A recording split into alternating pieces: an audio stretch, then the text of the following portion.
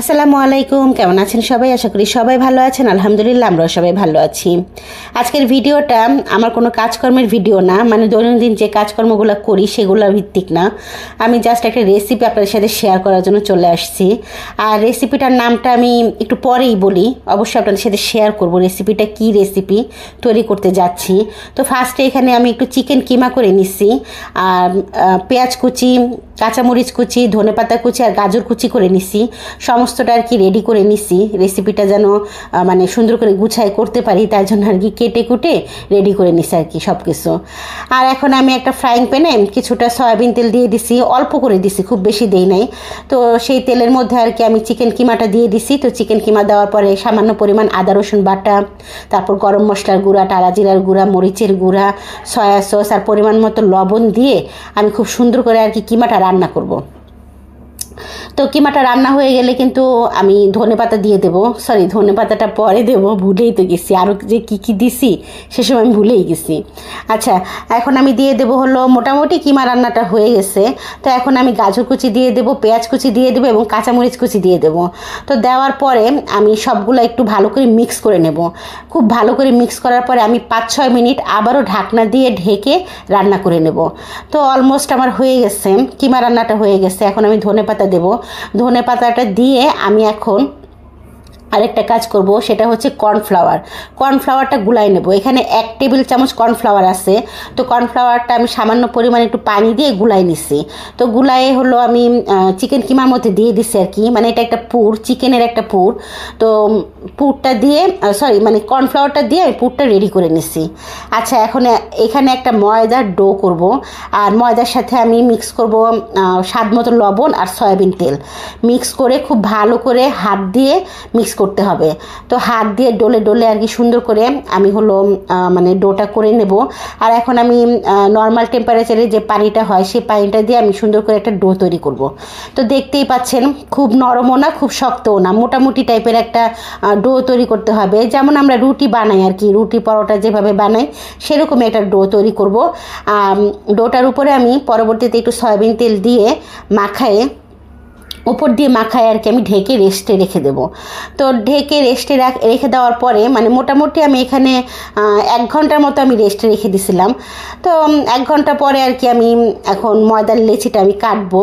আর হ্যাঁ, একটু বলে দিই, আমি কিন্তু এখন রোল বানাবো, চিকেন রোল।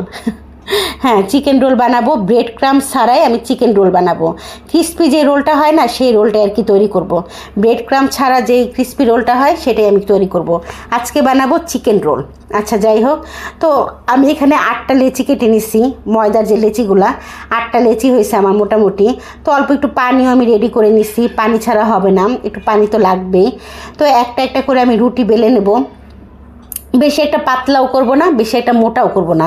খুব মোটা করলে আবার খেতে ভালো লাগবে না, আর বেশি পাতলা করলে মানে ছিঁড়ে যাবে আর কি, মানে রোলটা করার পর আর কি ছিঁড়ে যাবে। তো ওই যে বললাম, বেশি মোটাও না বেশি পাতলাও না, মোটামুটি সাইজের একটা রুটি বানাবো আর কি। আপনারা একটু বুঝে নেবেন, হ্যাঁ, আমি মানে যেভাবে বলছি সেটা শুনে একটু বুঝে নেবেন, আর আমি যেভাবে করতেছি সেটা দেখে একটু বুঝে নেবেন আমি কিভাবে কি করছি। যাই হোক, রুটি বানানোর পরে আমি কিছুটা পুর দিয়ে দিছি এইখানে, আর পুরটা দিয়ে আমি এখন পুরা রুটির সাইডে আমি পানি দিয়ে দিছি আর কি, হাত দিয়ে পানি দিয়ে তারপরে সুন্দর করে আর কি 2 পাশে ফোল্ড করে তারপরে আর কি সুন্দর করে ভাঁজ করে নিছি, রোলের আকারে আর কি ভাঁজ করে নিছি। অ্যাকচুয়ালি এটা বললে সেইভাবে বোঝা যায় না, দেখলে বোঝা যায় এই জিনিসটা। তো আপনারা তো দেখেই বুঝতে পারতেছেন আমি কিভাবে কি করছি। আর হ্যাঁ, আমি কিন্তু এখানে যথেষ্ট পরিমাণ এক একটা রোলের মধ্যে পুর দিতেছি আর কি, চিকেন পুর, মানে চিকেনের যে পুরটা আমি তৈরি করছি। আসলে আমরা যখন কিনে রোল খাই তখন কিন্তু সেই রোলের মধ্যে সামান্য পরিমাণে চিকেনের পুর থাকে, সেইভাবে ভালো লাগে না খেতে, তারপরে আমরা কিন্তু খাই, কিছু করার নাই। আর আজকে যেহেতু বাসায় আমি বানাইতেছি, তো মোটামুটি যতটা সম্ভব দেওয়া যায় পুর আমি ততটা আর কি দেওয়ার চেষ্টা করতেছি।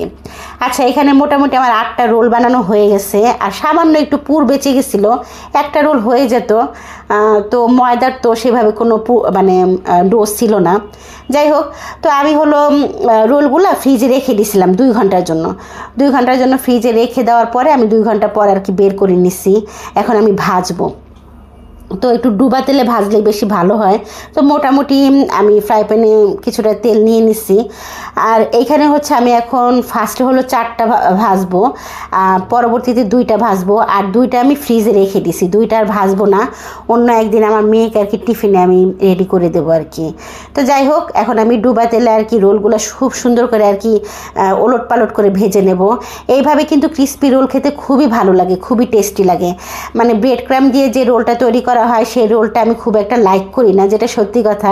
আমার ছেলে মেয়ে খায়, বাট আমি কেন যেন লাইক করি না। আমি এইভাবে করলে বেশি ভালো লাগে আর কি আমার কাছে। মানে একটু ক্রিস্পিনেস থাকে, মচমচা হয় উপরেরটাই, মানে উপরের অংশটা, সেটা খেতে আমার দারুণ লাগে, দারুণ।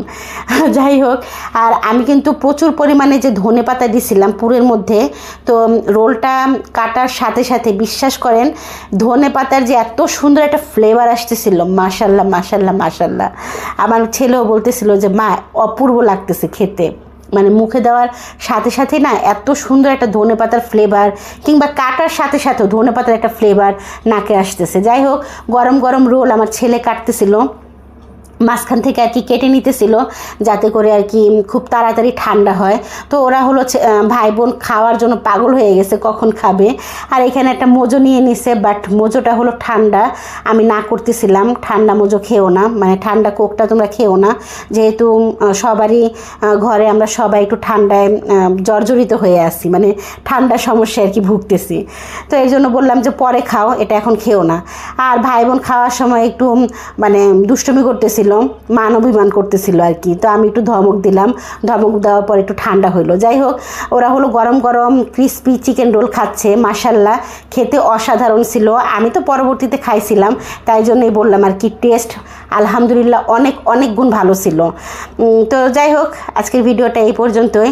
আমার চিকেন রোলগুলো কেমন হয়েছে আপনারা কিন্তু প্লিজ আমাকে অবশ্যই কমেন্ট করে জানাবেন। তো আজকে এই পর্যন্তই, আল্লাহ হাফেজ।